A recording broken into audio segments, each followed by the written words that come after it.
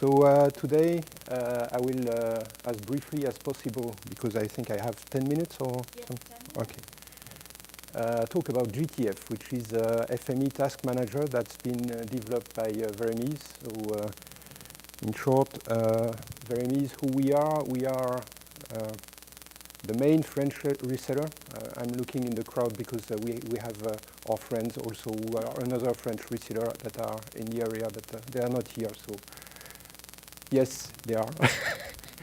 So we are, the company has been established in 2003, and we are specializing in safe software products, and we developed several products based on FME, Caligeo, GTF, and Magic. So today we'll talk about GTF.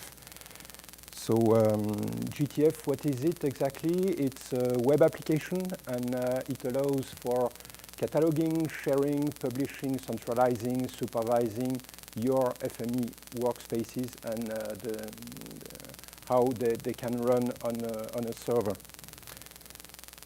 So the general architecture of the software, you have the GTF server. So I'm too small, sorry, here. And then which is related to a database, mail server, Active Directory to manage the users, and one or more GTF engines.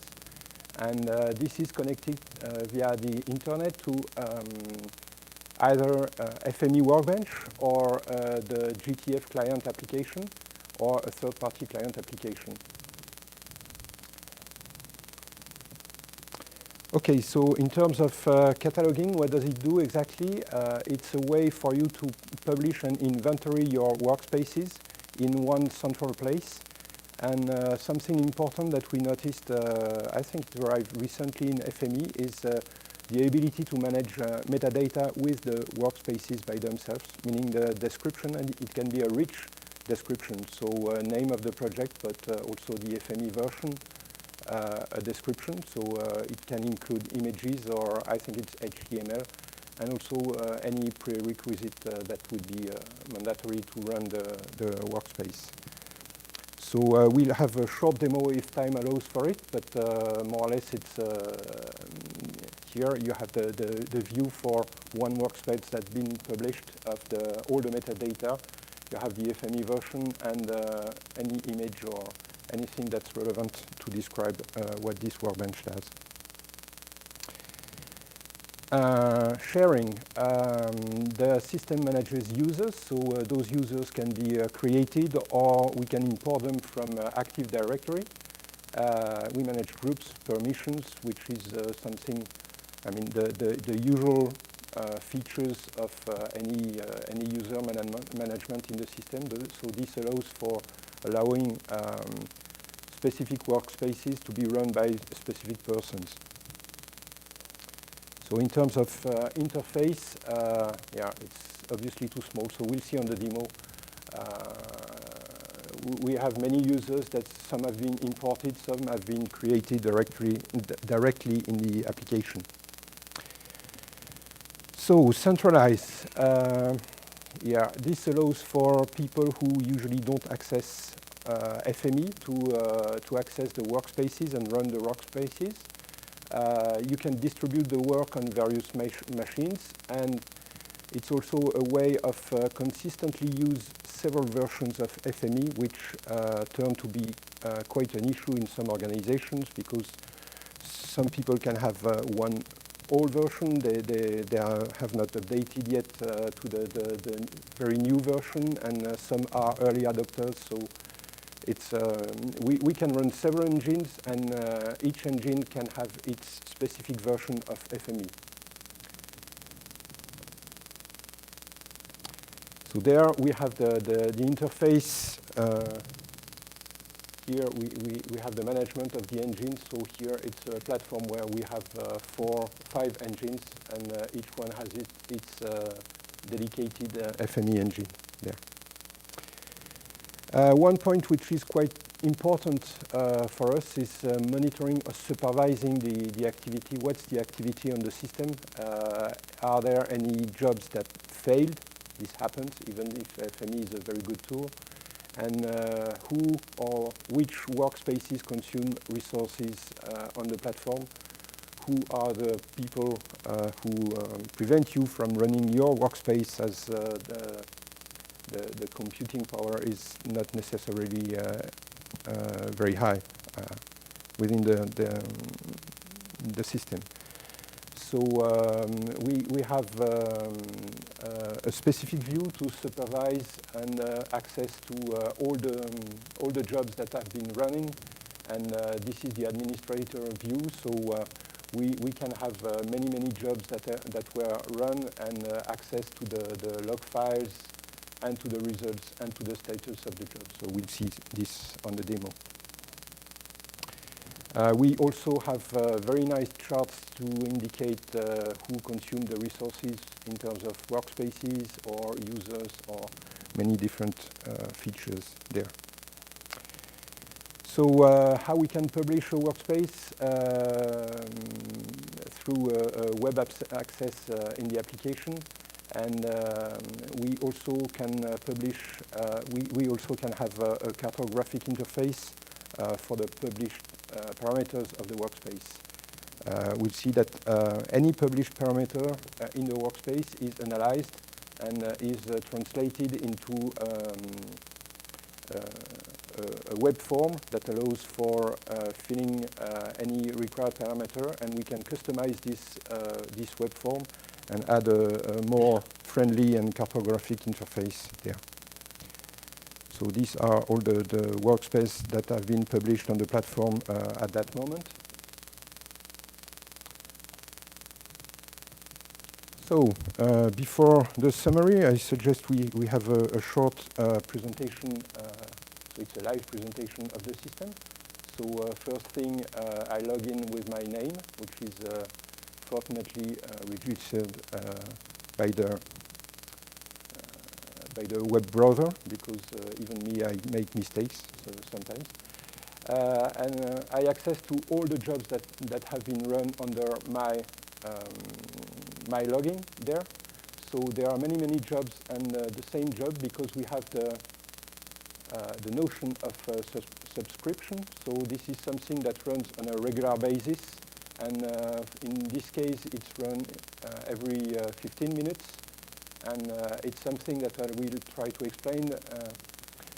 In this case, I wanted to have a better information on monitoring the use of a bike service that is set up in Nice, near the place where I live. So it's called Vélo Bleu. So that's the reason why I'm dressed in blue today, anyway. And we even have an English interface, English description to explain what it is. So it's more or less a rental on an hour or pay-per-use basis, which is quite convenient. So you have all these stations where there are many bikes. So you might notice it's quite a nice place, anyway. And they provide an interface where they provide the map of the stations and what's used in real time. So this is the map of the stations.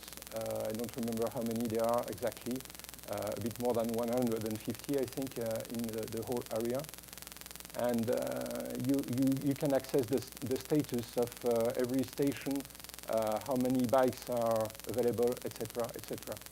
But when I try to use this service, usually I never get a bike, and I want to know if there are stations where some bikes are regularly available, or some of the stations where you don't have any bikes. So I figure out in this little application that we had there was a web service access to this service, and it is in JSON, so it's not XML, but anyway, it's close, yeah. And okay, so this is what the interface gives back to you when you launch this URL. So that's exactly what I put in place in my transformer here, which is calling this web service with the URL. decode the JSON stream here and put it in on the server on a SQLite file. It would have been better to put it in PostGIS, for example, but anyway. And then this is run every 15 minutes, so that's what we saw here in the GTF interface. Sorry. And we see that there is no result because I store the results directly on the server. But then when I want to know what's been going on, I have another workspace. Oh, we have those nice people. Every time I open Workbench, I see those two guys and I say, I definitely mustn't mess up and do something clean in my Workbench. Anyway.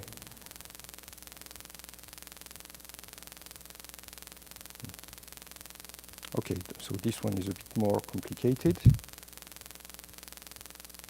I won't spend too much time, but just it reads what's been written in the SQLite database, and then does a very simple computation to compute if the stations where we had a percentage of unavailable bikes within 1 day, which is higher. In this case, I put a published parameter, which is 10%. So I publish this workspace, and I can run it this way, hopefully. Okay, so it's called summary Velo Bleu. So any published parameter that is in my workspace has been translated in this form. So for example, for the 10th of June, I want to know any bike station, bike stand that's less than 90% available during the day, and put it in a KML file. So this is run. Asynchronously, meaning the request is been put in a database in a queuing system, and then when resources are available, the workspace is run there. So we should shortly have the message. I can have the same view. So the others were my workspaces. There I can have a view of the whole system if the internet allows for it. Okay, here. And I'm waiting for the results, which should come soon.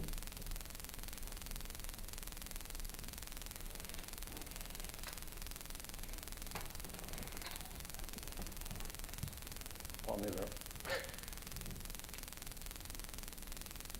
Oh yeah, it's there. So I have mine. I was missed. So you know, there is a guy working very hard there called Victor Hugo. I think it's Olivier's demo on the platform. So there I have a link, and I can directly download data here. And this gives me a KML file. So you might not have noticed, but I'm using a Linux station, so Workbench on Linux works very well, but unfortunately Google Earth doesn't. So I just had a crash from Google Earth there, which was working a few minutes ago. Anyway, I think I must have oh yeah, I have it here. So there I have all the stages, the colors, meaning, red unacceptable, meaning the ratio was under 10%. Good, it's all the time during the day we had bikes available, and acceptable means there are some periods where we don't have any bikes available, but not too many during the day. That's it. Okay, so just this lightning, not so lightning because it took me 15 minutes, I'm sorry, presentation to explain you the benefits of this system to run those workbenches a consistent platform. Any question? I may be back to perhaps the presentation.